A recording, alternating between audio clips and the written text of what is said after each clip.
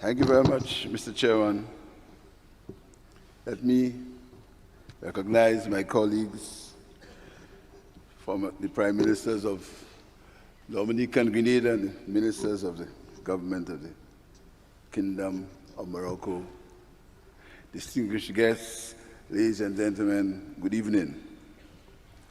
I want to first thank the organizers of this 16th summit for inviting me to share some thoughts, and wish to thank them for the wonderful hospitality offered to me and my delegation during our stay in Morocco. Firstly, St. Lucia would like to align itself with the Kingdom of Morocco and the King of Morocco regarding the policy on ownership of the Sahara region.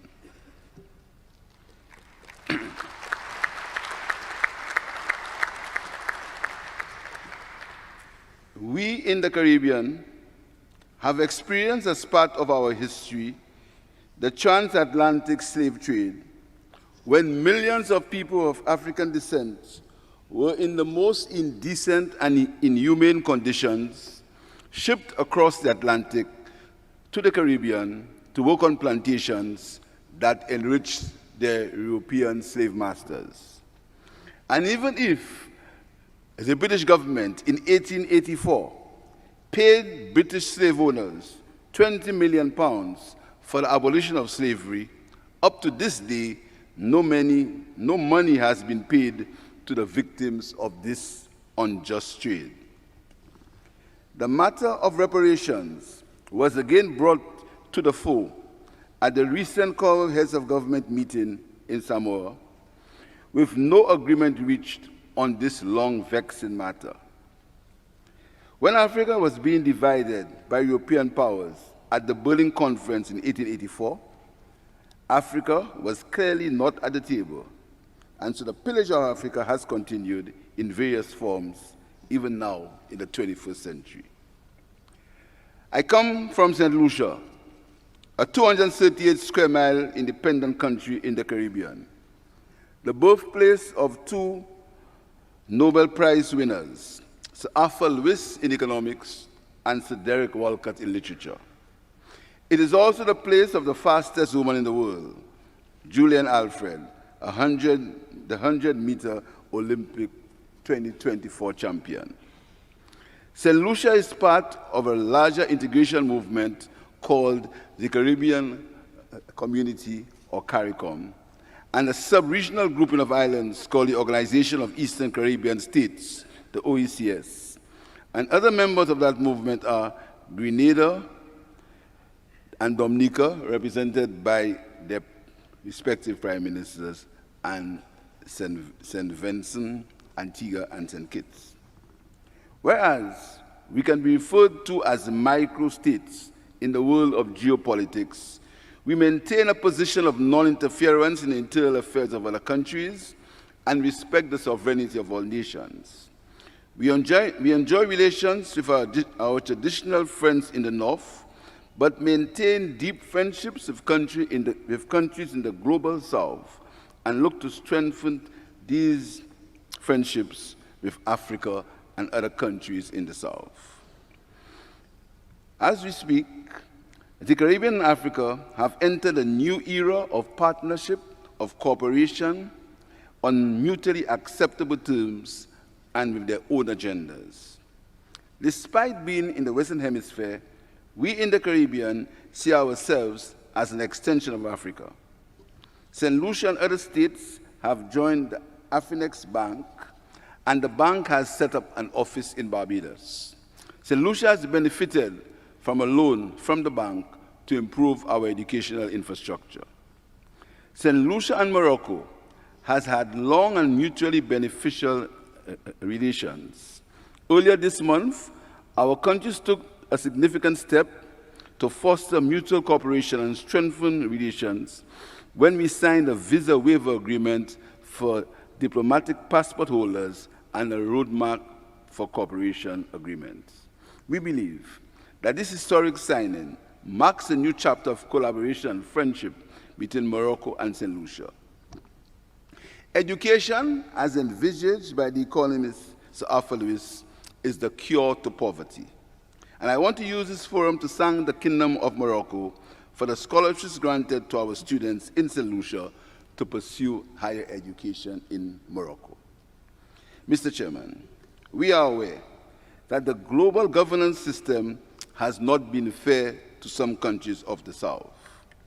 Look at the country of Cuba that has been subjected to an embargo for over 60 years, which has caused untold human sufferings to its people, only because Cuba has chosen its own path of social and economic development.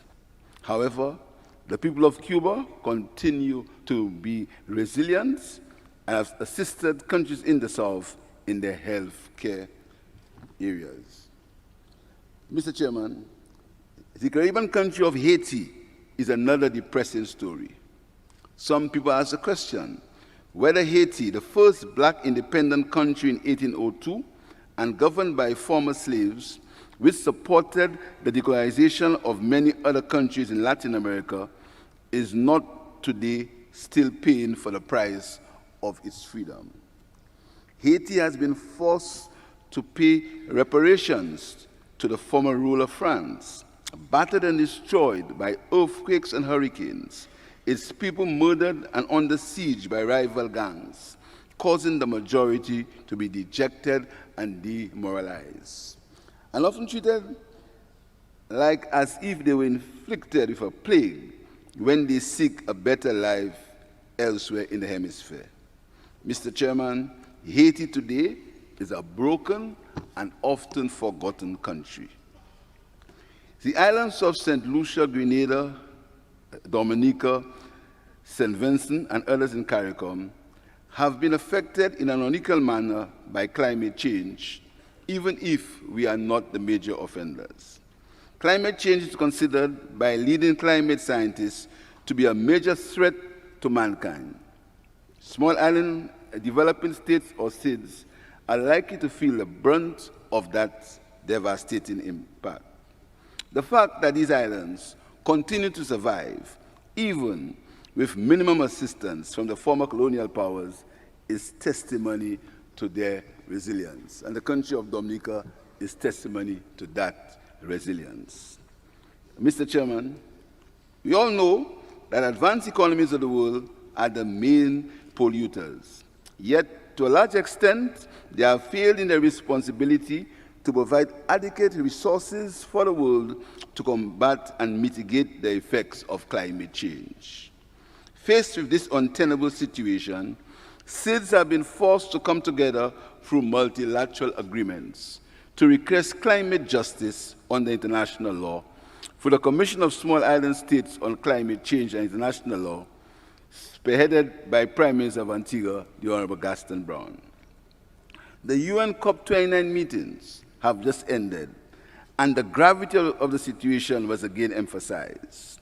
One of the most important issues was how much of the 23 wealthy Annex II countries would agree to support the required climate finance goals. It is estimated that developing countries need for mitigation and adaptation between US $5.1 to $6 trillion required by 2030. What was agreed by COP in COP29 was $300 billion per year by 2035, less than 1/3 of what is required. We must remember that all these commitments are voluntary. In 2015, St. Lucia is one of the countries leading the charge for the 1.5 to stay alive.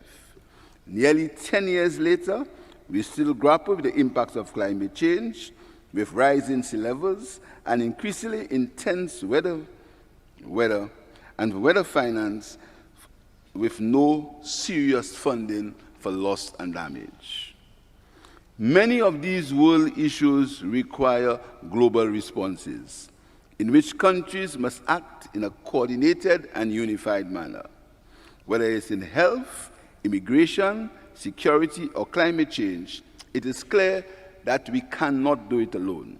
However, our crisis management behavior seems set to isolate and protect self-interests.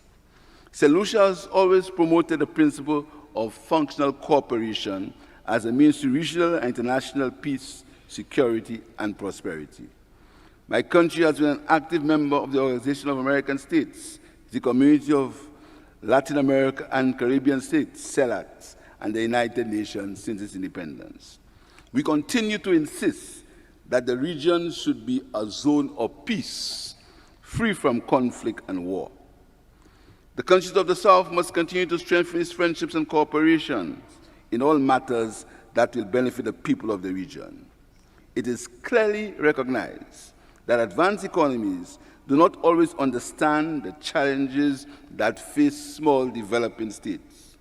Hence the reason why, in this global South, even with our own diversity, we must unite and create our own institutions for constructive South-South dialogue, to promote investments and technical cooperation, transfer of technology, and greater trade relations.